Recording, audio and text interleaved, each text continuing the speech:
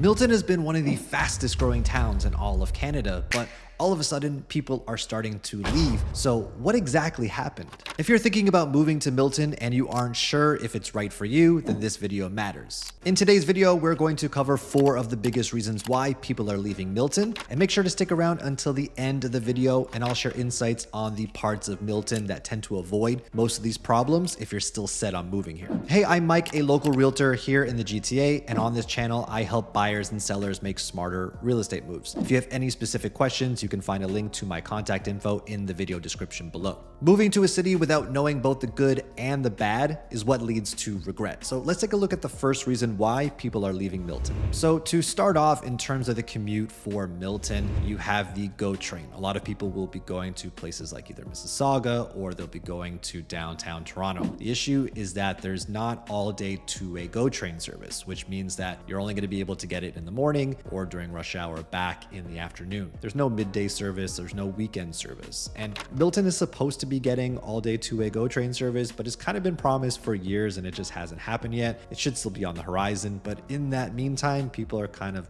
sick of it, to be honest. So that lack of flexibility is kind of becoming a pressure point for a lot of people. It's not all bad when it comes to commuting and living in Milton. For a lot of people who work in Mississauga or maybe the north parts of Toronto or Vaughan, you have Highway 401 and 407 access. It's just that after time, those extra 20, 30, 40 minutes of sitting in traffic where there's an accident is going to add all of a sudden 45 minutes to your commute. People just get kind of sick of it and they want to move somewhere closer. So for a lot of people, this is a reason why they're deciding to leave Milton. And beyond just the commute out of Milton, within Milton, it's also getting busier as well. It's been one of the fastest growing cities in all of Canada over the last 2 decades. So there's just a lot of congestion that's happening within the city. There's been such a huge rise in population that the infrastructure of the city can't handle the amount of people that have come. So you're not just having traffic getting out of Milton, you're having traffic in Milton. And obviously smaller cities like this and in most cities around the GTA don't have great public transportation. So kids that are trying to get to school, like teenagers, for example, or people that don't have a car, this is a very car-centric city. So for those people, it's becoming very tough. You just add all those things together, the commute, the lack of public transportation, and sort of the congestion of the city, and it's making people want to find other options around the GTA. When it comes to Milton schools, most of them do perform above the provincial average. The issue is that the reputation, rightly or wrongly, is that the schools in Milton aren't as good as other cities like Burlington or Oakville. So parents that are kind of laser focused on school rankings and school scores and the reputation are moving to those cities seeking for better schooling options. And another issue when it comes to Milton schools, and this is not just Milton itself, but people who are living here are feeling this pressure point, is that because of the rise in population, the quick rise in population, schools are becoming overpopulated. Now, there are new schools that are coming to Milton to help deal with these capacity issues, but the pace that these are being built, being planned, or basically coming to fruition, opening, is just too slow for a lot of people. So they're packing up and moving to other cities in more established neighborhoods where they know their kid will be able to go, and it's within the neighborhood. It's either a short walk or a short bus drive. They have that predictability.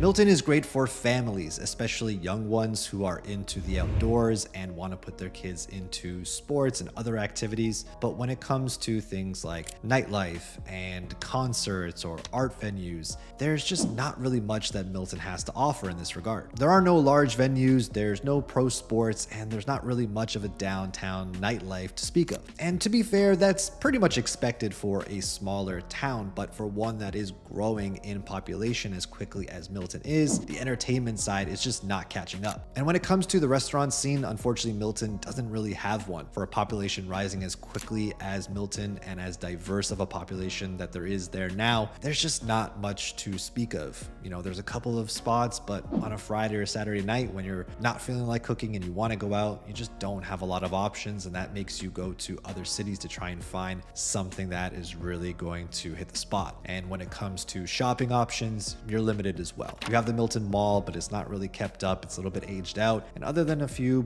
plazas here and there with your regular sort of chain stores, there's really not much. So you have to leave Milton to get all of these different sorts of amenities. Most of Milton's housing stock, especially in the south end, is new, and that's great. And until it's not anymore. You get these repetitive communities. You've got small backyards. For a lot of people, the issue is that bedroom sizes, especially in new builds, are just really, really tight, and they grow out of these spaces really quickly. And then when it comes to amenities, especially in the areas like the South End, like I mentioned, where you're seeing a lot of new development, that has been sort of sacrificed. That infrastructure has been sacrificed for housing. So it's housing, rows of housing, and you just don't have a lot of things tying the community together like you might find in other parts of Milton or in other cities around the GTA. And another pain point for people in a new construction area is while you might get modern finishes and modern layouts, you're living through a construction zone which feels sort of endless, especially in a city like Milton that's continuing to grow out year after year. Thank you for sticking around until the end of the video. If you're still thinking about buying in Milton, I promise you there is more good than there is bad when it comes to Milton. And if you're looking to avoid most of these issues or as many of these issues as possible, then most buyers will look to more established neighborhoods in either the older part of what we call New Milton or in certain parts of Old Milton. There's better infrastructure there, there's a little bit more charm there, and you have better access to the GO train and to the highways. In the end, it really just depends on what you're willing to trade off. If you're considering moving to Milton and you have questions about specific neighborhoods, then you can find a link to my contact info in the video description below. And if you found this video helpful, then please drop a like, a subscribe, or a comment below. I'd love to hear your thoughts. And like I said, there is more good than there is bad when it comes to Milton. And if you want to see the flip side of it, that's what we do on this channel. We show both sides of the story. Then you're going to want to check out this video next.